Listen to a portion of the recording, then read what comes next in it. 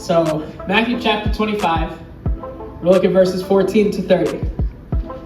With everyone here in the room, I'm assuming this is a pretty familiar passage to us. But let's take a look at it. Sometimes it's fun to look at things with like today's eyes, because you can see something that you don't necessarily see before. So starting at verse 14, again, the kingdom of heaven can be illustrated by the story of a man going on a long trip. He called together his servants and entrusted his money to them while he was gone. He gave 5 bags of silver to one, 2 bags of silver to another, and 1 bag of silver to the last, dividing it in proportion to their abilities. He then left on his trip. The servant who received 5 bags of silver began to invest the money and earned 5 more. The servant with 2 bags of silver also went to work and earned 2 more. But the servant who received 1 bag of silver dug a hole in the ground and hid the master's money. After a long time, the master returned from his trip and called them to give an account of what they had used, how they had used his money. The servant to whom he had entrusted the 5 bags of silver came forward with 5 more and said, "Master, you gave me 5 bags of silver to invest, and I've earned 5 more." The master was full of praise. "Well done, my good and faithful servant. You have been faithful in handling this small amount. So now I'll give you many more responsibilities. Let's celebrate together." And the servant who received 2 bags of silver came forward and said, "Master, you gave me 2 bags of silver to invest, and I have earned 2 more." The master said, "Well done, my good and faithful servant. You have been faithful in handling this small amount. So now I will give you many more responsibilities. Let's celebrate together." Then the servant with 1 bag of silver came and said, "Master, I knew you were a harsh man, harvesting crops you didn't plant and gathering crops you didn't cultivate. I was afraid I would lose your money, so I hid it in the earth. Look, here is your money back." But the master replied, "You wicked and lazy servant. If you knew I harvest crops I didn't plant and gather crops I didn't cultivate, why didn't you deposit my money in the bank? At least I could have gotten some interest on it." Then he ordered, "Take my money from this servant and give it to the one with 10 bags of silver. To those who use well what they are given, even more will be given, and they will have an abundance. But those who do nothing, even what little they have will be taken away. Now throw this useless servant into the outer darkness where there will be weeping and gnashing of teeth." You always love that end phrase, right? All right, let's look a little bit deeper into this. A few thoughts here. First, not everyone's on the same level. Notice that he didn't give each person 5 bags, because obviously the man is representing God and we represent the people. Not everyone always gets the same amount of responsibilities. I put it this way, not everyone is a 5-tool Christian. I'm relating it to baseball because that's me. But in baseball, there's such thing as a 5-tool player. The 5 tools would be hitting for power, hitting for average, fielding well, having a good throwing arm, and running. If you have all of those, more than likely you're either a superstar or people expect you to be a superstar. But not everybody has that. There are some people where all they do is run really well, and all they do is hit for power really well. And it's important to recognize there will be things that we are good at and things that we are not good at. And as leaders, because we are all leaders of this church, it's important to work on our deficits, yes, but recognize that we're not intended to do everything. I take the tavern, for example. There can be people that come here and they're great cleaners. Like, they can make this place look like Disney on Ice. However, when it comes to dealing with actual customers, they can be a little brash with them, or maybe a little rude with them. By the way, I'm not throwing shade at anyone here. But that's fine. And Kaylee is really good with customers, by the way. She's good at drumming up conversations. So this is not a shot at her or anyone else. I'm talking future people. So if someone's not good at customer service, that's fine. We can work on it. But I'll also at the same time empower them to clean and give them that responsibility and continue to empower them that way. So I want to encourage you guys here today, take some pressure on yourself, off of yourself. If you don't have one of the tools it takes to take our church to the next level, that's fine. Because more than likely, that tool isn't somebody else in the room. That's good. So, as the body of Christ, that's how we're supposed to work. The leg isn't supposed to do every single aspect of what the body functions as. We're all in a different spot and we all have different functions. Yes, there are parts of our body that are more important than others, but we still need each other to work together. Like, for example, our heart is probably the most important organ, or our brain. The debate between the two. If one of those are like seriously injured, you're in danger of dying. However, if you like get a small cut on your toe, yes, it's gonna hurt. It's gonna affect the rest of your body, but it's not gonna put your life in danger as much. So it's important to say that there are different levels, but also we still need to work together. Not everyone is a five-tool Christian, which is fine. It's important to be a Christian. However, take some pressure off of yourself. You don't have to do everything. God has not called us to overfunction and do everything, but to rely on the people around us. The 5-bag guy probably needed stuff that the 1-bag guy who failed at his job didn't provide. Like, we all need to work together. But I think the more important thing in this story isn't necessarily that we're all on these different levels, because what we have been called to do is going to be different from what others have been called to do. I think that's pretty obvious, right? Not everyone is called to be a missionary to Cleveland. I hope more people are, and I think more people are. Maybe they're just not responding, but that's another story. But I think the most important thing for us in our context is not looking at what other people are doing, but doing the most with what God has given us. And that's point number 2, make the most of what you have. Because it's interesting. Notice that he doesn't laud more over the guy with the 5 bags versus the guy with the 2 bags. He gave pretty much the same response. Good job, I'm going to give you more responsibilities. But sometimes in our secular mindset, we kind of have this idea that the person that did the most with 5 is 3 times better than the person that did the most with 2, right? Like, a lot of times you see the stories of people that grow a church from 0 to 1,000 overnight. And people think that that's just so much more amazing than growing a church from 10 to 20. Whereas you can have 20 really strong Christians that are going to change the world for Jesus, and 1,000 shallow Christians that are going to do nothing for Jesus. Right? No shade to big churches.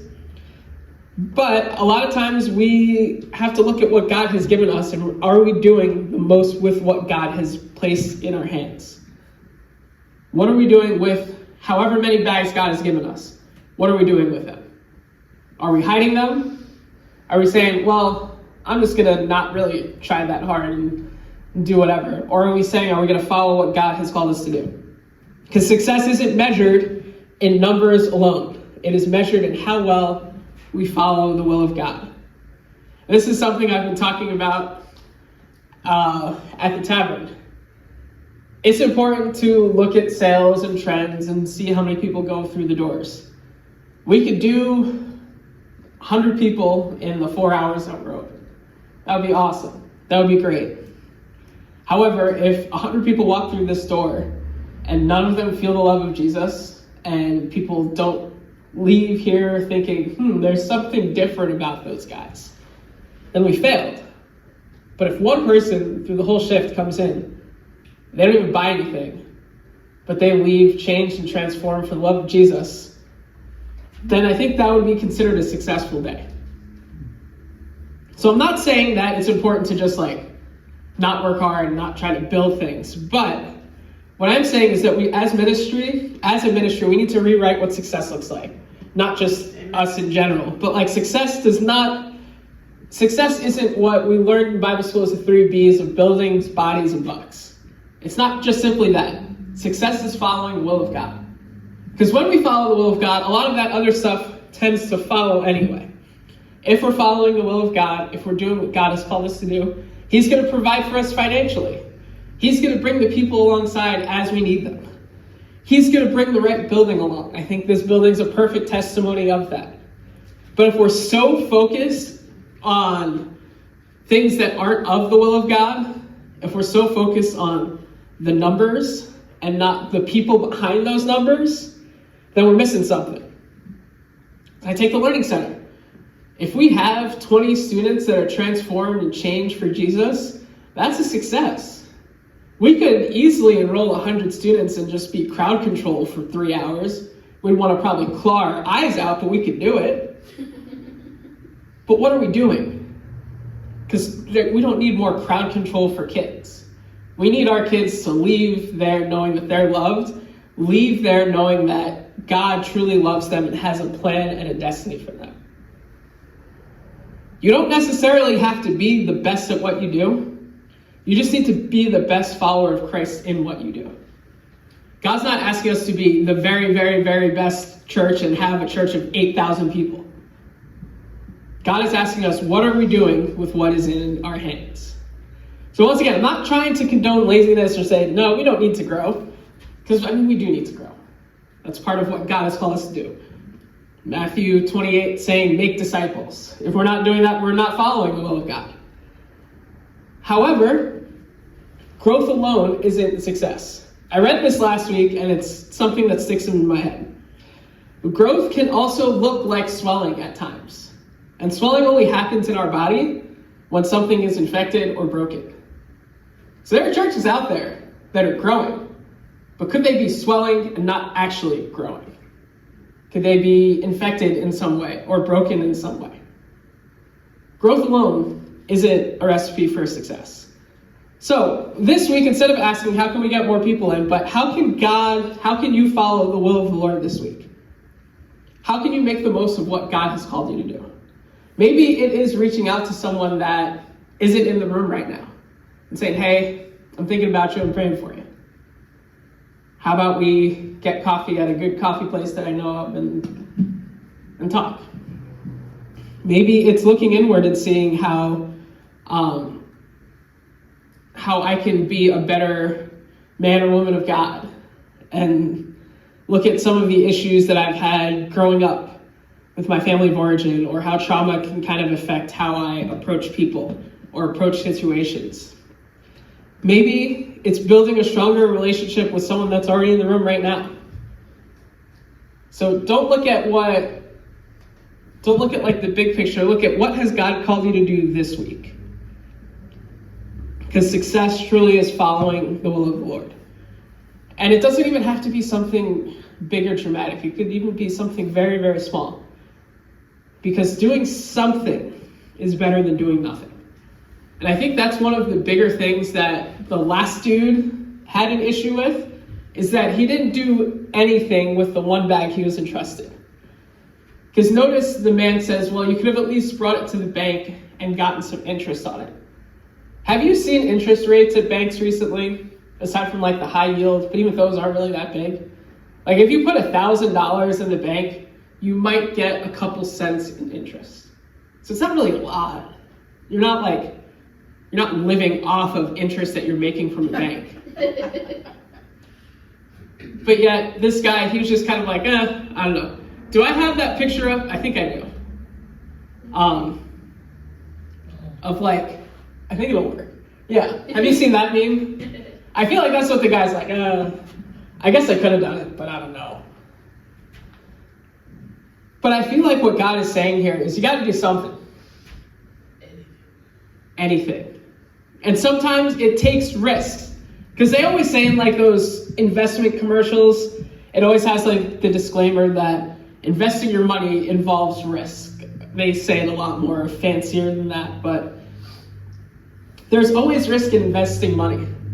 You can't double your money the way that these guys did without actually taking the time to invest it. So maybe God is asking you to step out and use what he has entrusted to you in maybe a slightly risky way. Are you willing maybe to not sing on the worship team because you're afraid of not singing perfectly? Maybe you just take that slight risk and say, I gotta do something. Even if I don't sing on tune. Because, hey, I never play perfectly. But I'm saying God is calling me to do it, and it's worth the risk. And, hey, it's fun. But if you don't take any risks, God can't work in faith through you. If you're so afraid of taking any risk, God can't then take the next step. Maybe God is asking you to just even step into the Red Sea and see what he's going to do afterwards. Moses didn't see the miracle until he actually took that first step into the Red Sea to put his stick down. That's what I saw in the Prince of Egypt, right? because that's definitely 100% accurate. That's pretty close though. But he didn't take that step. He didn't see the miracle until he took the step. So maybe it's time to take a step today.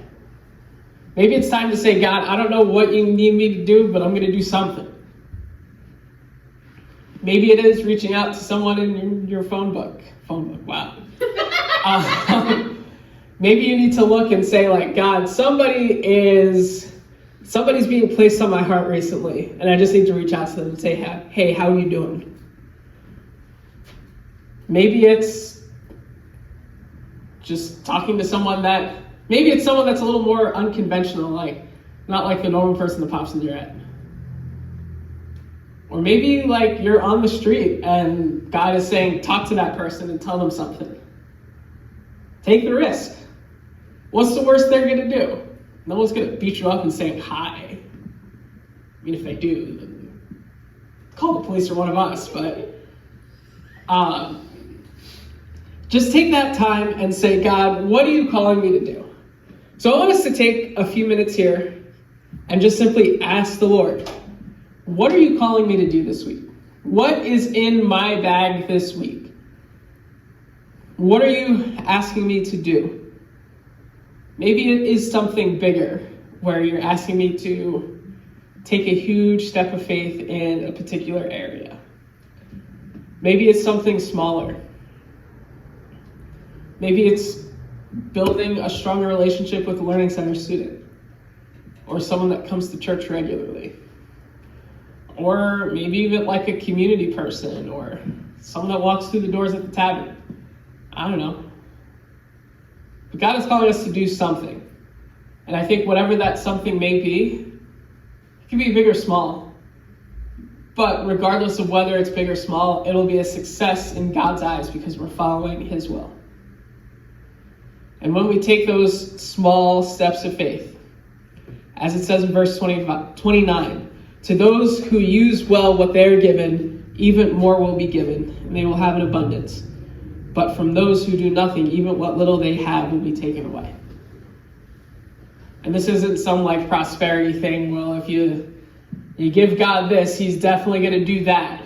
But maybe, just maybe, God is going to change and transform something in your life or something in our ministry here. So let's take a couple minutes